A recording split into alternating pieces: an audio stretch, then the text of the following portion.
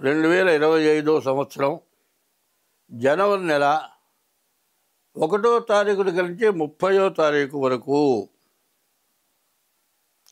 6వ రాశి కన్యా రాశి ఫలితాలు తెలుసుకుందాం. ఈ కన్యా రాశికి కన్యా మిథునయోర్ బుధ, కన్యా మిథునాలకు బుధుడు అధిపతి. ఎప్పుడు కూడా ఒక్కొక్క రాశికి ఒక్కొక్క గ్రహం అధిపతి అవుతాడు. ఈ రాశిలో చెప్పాలంటే 1, 2, 3, 4, 5, 6 మొత్తం 8 గ్రహాలు. అంటే 9వ గ్రహం చంద్రుడు 2 రోజులకు ఒకసారి మారుతాడు కాబట్టి చంద్రుడిని గురించి ఆలోచించే అవసరం ఉండదు. అయితే 8 గ్రహాల్లో 6 గ్రహాలు పూర్తిగా బాగాలేవు. అందులో ఈ 6 గ్రహాల్లో మరి శని బాగున్నాడు, గురువు, కుజుడు 3 గ్రహాలు బాగున్నాయి. కానీ కుజుడు, గురువు, శని బాగున్నారు. ఈ 3 గ్రహాలు బాగుంటే పూర్తిగా అంతా బాగున్నట్టే.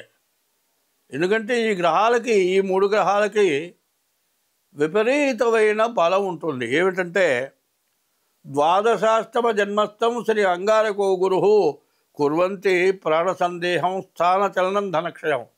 ఈ 3 గ్రహాల్లో ఏ గ్రహం బాగుండకపోయినా శని కానీ, గురువు కానీ, కుజుడు కానీ బాగుండకపోయినట్లయితే ఆ సమస్య ఎట్లా ఉంటుంది అంటే బతికి పనిచేసే చోట, బతికే చోట ఆ ఉద్యోగం పోతుంది.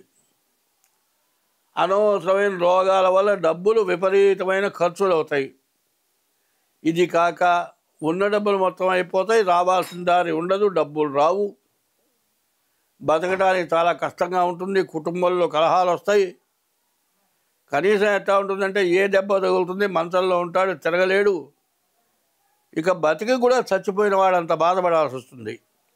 కాబట్టి ఈ రాశిలో అటువంటి ఇబ్బందులు లేకుండా మంచి జరుగుతుంది. గురువు వల్ల విద్య, ఉద్యోగం, వ్యాపారం, కుజుడు వల్ల ఇల్లు, ఆస్తులు కొనుక్కుంటానికి వీలవుతుంది, శని వల్ల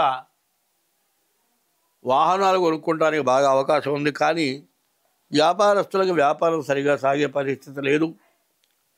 రాహుకేతువులు పూర్తిగా బాగుండకపోవటం చేత ప్రతి పనికి కూడా ఆటంకం, బద్ధకం, ఏ పని చేయాలన్నా తర్వాత చేద్దాం, బడలిక, ఏదైనా బుద్ధి తక్కువ ఏదైనా పని చేయడానికి పోతే ఆ పని కాకపోవటం, ఆ పనికి ఏదో ఆటంకం రావటం, ఇట్లా సమస్యలు ఎక్కువగా ఇబ్బందులు కలుగుతూ ఉంటాయి. అయితే లాభించే టైంలో మనం చేయదగిన పని మనం చేయలేము. ఆ బద్ధకం మామూలు బద్ధకం కాదు. జ్వరం వచ్చినట్టుందా, ఇప్పుడు నెబోలియన్ అంటాడు, ఎన్ని చెప్పినా వినరు. ఇట్లా ఈ గ్రహాలు బాగుండకపోయినందువల్ల వచ్చే సమస్యలు ఇట్లాంటివి ఉన్నాయి. తర్వాత శుక్రుడు, రవి, బుధుడు, కేతువు, రాహువు, ఈ 5 గ్రహాలు కూడా పూర్తిగా బాగాలేదు. 3 గ్రహాలు బాగున్నాయి. అయితే 100కి 30 వంతులు బాగుంది. 30 వంతులు కాదు, సరిగా అంటే 50 వంతులు చెప్పాలి. కుజుడు, గురువు, శని బాగుండేటట్లయితే ఇంట్లో కూర్చున్నా కూడా సంపాదిస్తాడు. ఎంత మొండికి పడ్డా ఆ టైంకి వస్తూ ఉంటాయి. అయితే బాగా సంపాదించిన సమయంలో కష్టం ఎక్కువ పడితే బాగా సంపాదించగలుగుతాడు. బద్ధకం ఎక్కువ ఉంటుంది, కష్టపడ్డు సంపాదించడు. ఆ తర్వాత టైంలో ఏమో ఆదాయం రాకుండా ఇబ్బంది పడతాడు. అందువల్ల ప్రతివాడు కూడా ఏం చేయాలంటే 24, 25, 26 సంవత్సరాలు పూర్తిగా చెడుగా ఉన్నాయి. ఎందుకంటే రాజకీయ వైరాలు, దేశ విదేశాలకు యుద్ధాల వల్ల ప్రతి వస్తువు ధర పెరగటం. మన దేశంలో యుద్ధం లేదు కదా, ఎక్కడో యుద్ధం జరిగింది అంటే అక్కడ పండే పంట మనకు రాకపోతే మనకి ఇబ్బంది అవుతుంది. ఇట్లా సమస్యలు బాగా ఎక్కువగా ఉన్నాయి.